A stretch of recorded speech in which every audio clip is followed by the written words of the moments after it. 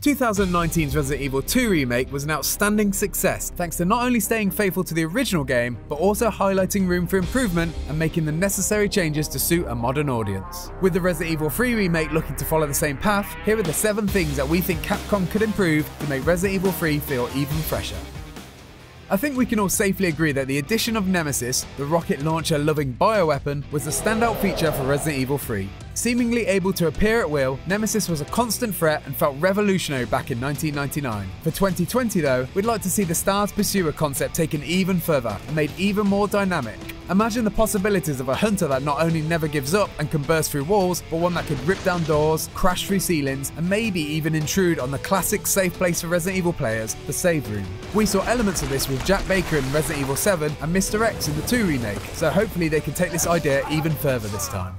Resident Evil 3 takes place both before and after the events of Resident Evil 2, but apart from sharing the police station location and the odd nod, you rarely get any real hint of Leon and Claire's adventure crossing over with Jill's. For the remake, we'd love to see more of these stories interwoven in order to make Resident Evil 2 and 3 feel more like companion pieces. Imagine seeing things like a cutscene from Resident Evil 2 playing out in the distance, environmental objects left in a state for Leon and Claire because of the decisions made by Jill, and maybe even seeing a little more of Marvin and how he ended up fatally wounded.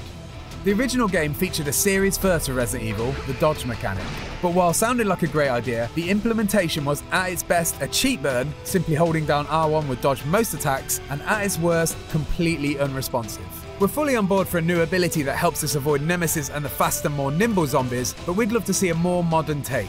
Perhaps even a timing-based, context-sensitive button that ducks, rolls, or even slides away from danger, a bit like in Resident Evil 6. Despite the spectacle of the Nemesis encounters, Resident Evil 3's boss battles are definitely lacking. The worst defenders are the awful and boring Gravedigger fights. We'd love to see a unique take on these situations, perhaps similar to what Resident Evil 2 Remake did with the alligator battle, but where the events are more cinematic and, snappier. But this time we'd like to see a little more interactivity. Although to be honest, the Gravedigger battles will already be improved by default because the worst enemy ever in Resident Evil games has already been removed: tank controls. Despite Resident Evil 3 being set in the heart of Raccoon City, the original feels mostly like a bunch of connected corridors populated by about 4 actual characters.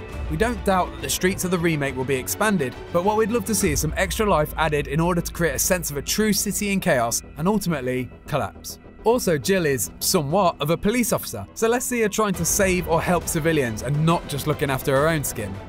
Another first for the series was the introduction of live choices. Although a great idea in principle, the actual decisions rarely amounted to more than a slight change of direction.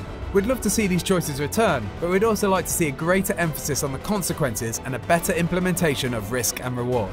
The very first choice in the original, where you choose whether to face Nemesis and earn more ammo and Brad's star keycard, or enter the police station and not have to tackle the beast at all, is definitely an example of what we're looking for. But we feel like this can go even further. Why not have a decision where you can choose whether a character lives or dies, or the rewards being a toss-up between a shortcut or new weapons? Just something with more weight than simply moving a cutscene to a different location.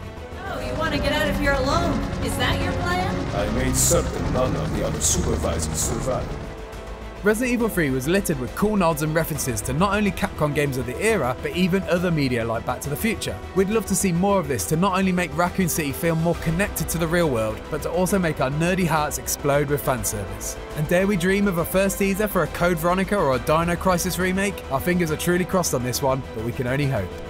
So there we have it, 7 things we're hoping to see Capcom improve for the Resident Evil 3 remake. Let us know the changes you'd like to see in the comments, and if you like this video, why not check out the official trailer or the developer's message.